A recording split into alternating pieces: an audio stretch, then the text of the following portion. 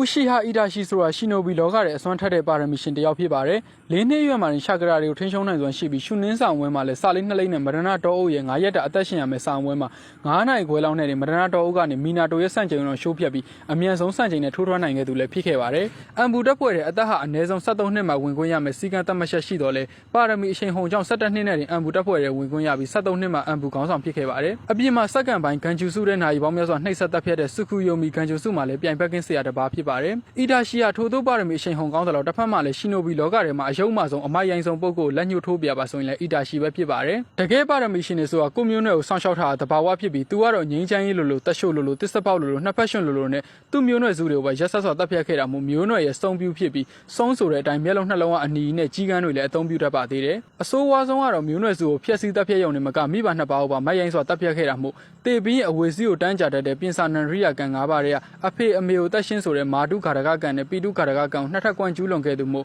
ဒေဝရက်ကလည်းနှစ်ထပ်ကွမ်းကျူးလွန်ခဲ့ပြီးမြမိဘကိုတပ်ဖြတ်တဲ့အထီတော့မယုံမာတာမို့အီဒါရှိဆိုတာဒေဝရက်ထက်ရုံညံ့နေကောင်ဖြစ်ပြီးအစာတသက်တောင်မှဖခင်လောက်ပဲတတ်ထားဓာတောင်ထောင်ထားပြန်ရလို့လူကောင်းပြန်ဖြစ်သွားပါသေးတယ်။အီဒါရှိကတော့သူ့ဖခင်နဲ့မကအပြစ်မရှိတဲ့မိခင်ကိုမှရက်ဆော့တပ်ဖြတ်ခဲ့တာမို့အစာတသက်ဆန့်ကျင်ကိုမှရိုက်ရှို့ပြီးမိုက်ရိုင်းပြီးယုံမာတဲ့နေရာမှာဒေဝရက်နဲ့အစာတသက်တို့ရဲ့ဆရာတဆူအဖြစ်လည်းရက်တည်ခဲ့ပါသေးတယ်။သူအဲ့လိုမျိုးနွယ်စုကိုဖျက်ဆီးတာကိုနိုဟာရွာနဲ့သူ့ညီလေးကိုကယ်ဖို့လို့အကြောင်းပြပါတယ်။ဟုတ်ပါတယ်သူကရွာကိုခဏခဏဒုက္ခလာပြီးကာကွယ်ပေးလို့ရှိပါတယ်။သူ့ညီလေးကိုတော့တိတိကျကျကာကွယ်ပါတယ်။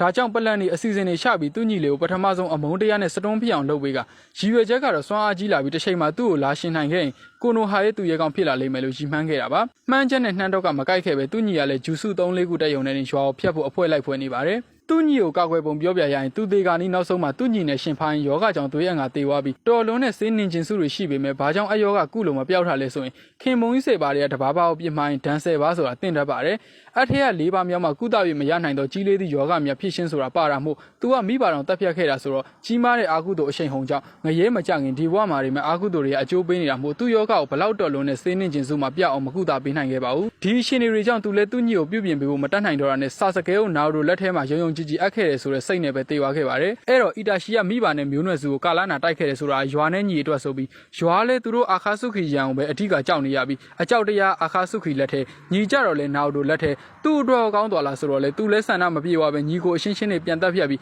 အသေးစိုးနဲ့တေသွားပြန်ပါတယ်ဒါကြောင့်ဒါတွေဟာတကယ်အထိပ္ပယ်မရှိတဲ့လောက်ရတဲ့တာဖြစ်ပြီးတကယ်ကတော့ရွာတို့ညီတို့မကလို့စက်ကြောက်ရာကြီးတစ်ခုလုံးကောက်ွယ်ပေးနိုင်မယ်စွမ်းအားရမယ်ဆိုရင်တော့မိဘတွေတော့ဘလို့နီးနဲ့မှမတက်တင်ကြအောင်လူလိုအသိဉာဏ်ရှိတဲ့သူတိုင်းနားလေလက်ခံပြီးသားဖြစ်တာမို့အီဒါရှိလိုဒီလောက်ပါတယ်မပြေသွားပြီးအယုံမှဆုံးအသုံးမကျဆုံးပုဂ္ဂိုလ်တော့ဘယ် enemy လောကတွေရှာရမလဲဆိုတာတော့မသိတော့ပေမဲ့အနှစ်ချုပ်ပြောရရင်တော့အီဒါရှိရဲ့ဘဝလန်ခရီးကဗဟေလိရှုပ်ဝက်များစွာနဲ့ပါရမီနဲ့ဂန်ဂျူစုကရွှေအတိတကိုးထက်သားပါပဲဒါပေမဲ့အဖေနဲ့အမေထိမျိုးဖြတ်သွားတာမနဲလို့တေပြီးဟိုတစ်ဖက်ရှားတာနဲ့အဝေစီဂျိုးကတ်သွားပါတဲ့その車輪が